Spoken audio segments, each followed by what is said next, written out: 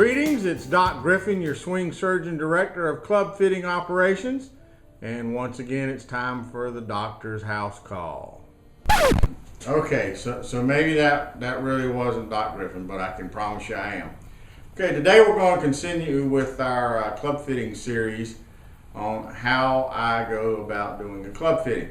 Let me say here, we've had a couple comments on the blog asking, maybe you could give a demonstration, show us how you do this, show us how you do that. Quite frankly, I'm not Tim Toolman Taylor, and this isn't a how-to series, if you will. This is basically information on the steps that I go through when I'm working with individuals to do a club fitting, to give them the information that I need in order to do a set of clubs. This is by no means meant to be an instructional series to where I'm showing you how to do the fitting or do the steps that I go through, just as a result of people asking what should we look for when we go to a fitter. I am doing this series so that they can have some basis of information of what a fitter should be doing when they go to get their clubs fit. We've covered length and getting the proper shaft, and today we're going to cover lie angle and M.O.I.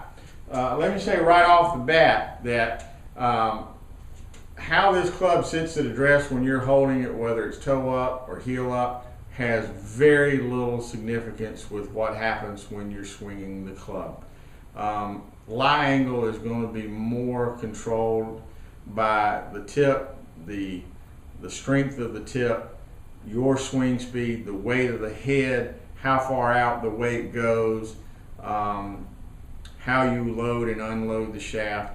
It has little to do with how you hold it at address. That would be static lie angle, and it has very, very little to do with your swing plane. I've had people ask the question, and it's a logical question.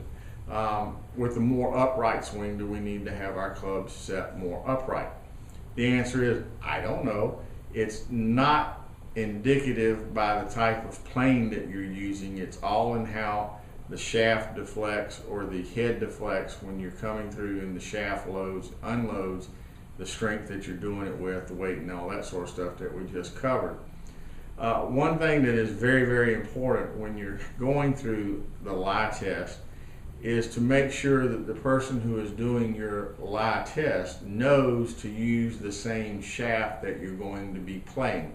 In other words, if you're going to be playing a 70-gram senior flex, and I hate dealing with flex, but you'll understand what I'm talking about, 70-gram soft tip, high torque shaft, you don't want them doing your lie board test using 130-gram stiff tip, low torque steel shaft, because they're going to deflect totally different and just behave totally different as you're swinging them.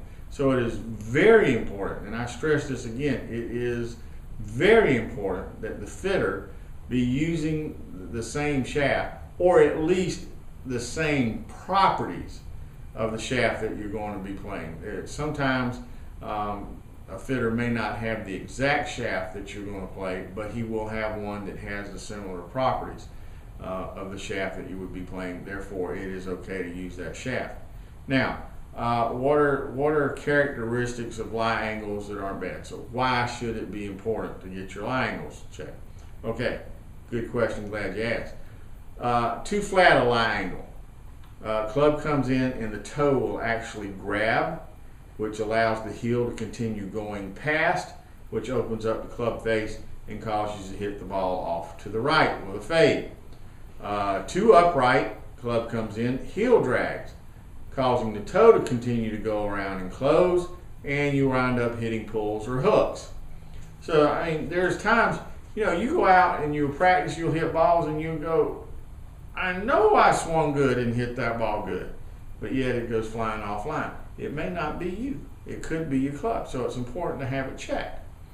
So how do we check lie angle? There's two ways. Glad you asked that one as well. First one is we use a lie board. Just a piece of plastic. All right? Doesn't hurt.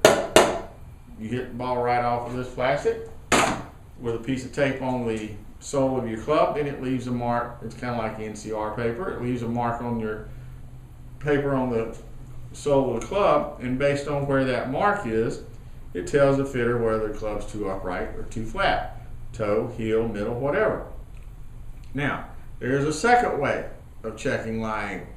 Take a golf ball, put a horizontal line on it with a felt pen, set it on the ground with it running straight up and down, have the person hit the golf ball. It will leave a black mark line on the club face. Tilted toward the toe tells you one thing, tilted toward the heel tells you another. I'll use both methods sometimes if I have a little discrepancy and I'm not quite sure what the reading that I'm getting off of one or the other is totally accurate. I'll use both methods at the same time to solidify what I think the correct lie angle should be. So I feel that it's ultra important to get the proper lie angle, because you can have everything else correct and having the wrong lie angle will still cause you to hit the ball offline and be very, very frustrating. Second thing I do in this step here is dealing with M.O.I. And M.O.I. in this case, moment of inertia, we're talking about the entire club, the effort it takes to swing the club. Why is that important? Well, my goodness, it's you putting the effort into swinging it, so you don't want one that requires too much effort, tires you out, can't control it. And you don't want one that requires too little effort, then you don't get the feel, you don't get the pop, you don't get the control. So it's important to get the correct M.O.I. When I'm testing M.O.I, what I will do is put face tape on the club and have them hit a series of shots, and we will look and see if the shots are centralized, meaning in the same general area. If they are, then we know that we're close on the M.O.I. If they're not, and they're spread out, like today I had one guy, he had 3 shots, they were in 3 different places. Totally wrong. So I started over, got another club, had a little higher M.O.I. Bingo. Boom, boom, boom. Same spot. Okay, so a little higher M.O.I. What does that mean? The club actually weighed a little bit more, had a little more head weight. He could feel it a little better, could swing the club, could tell where it was and control it. So what we're looking at on finding M.O.I. is to find the highest M.O.I. that the person can control, ball flight, control as far as hitting the ball in the same general area on the club face. Now notice I didn't say center, I didn't say toe or heel. I want you hitting the ball in the same spot with each swing, whether it's toe, center, or heel. We'll fix the other as long as you're getting them center as hitting them in the same general location. We'll fix it to where you're hitting it in the center. It could be a matter of a swing path problem, lining the ball up on the club wrong, whatever. But as long as you're hitting the ball in the same spot each time, that's what we're looking for. We're also looking to find the maximum, the highest M.O.I. where you are still increasing your club head speed. When you get to a point where your club head speed starts to go down, then we'll know we've gone too far and we'll back it up. Okay, so third step, finding the correct lie angle and finding the correct M.O.I. These 2 items here have a whole lot to do with functionality of how well you hit the golf ball and how well you control your shot. So we appreciate your participation, your continued support, and if you have questions, as always, please feel free to email or call me or put it on the blog. I will do my best to answer them off of there. If you have questions, and it always seems like we have this question, where can we find fitters? If you look above my head here, you'll see a tab that says Golf Instructions and Fitting. Click on that tab. You'll see that we have geographical areas listed. Click on the area where you live. It will pull up the states, and you can go and see if there's a fitter listed in your area. If there's not, don't despair. We have instituted a long distance fitting program which has done real well for us. You can email me at jgriffin@docgriffingolf.com or go to our website, docgriffingolf.com, and the forms are there, or we can email it to you. Thanks again for your support, and remember, better golf is just a fit away.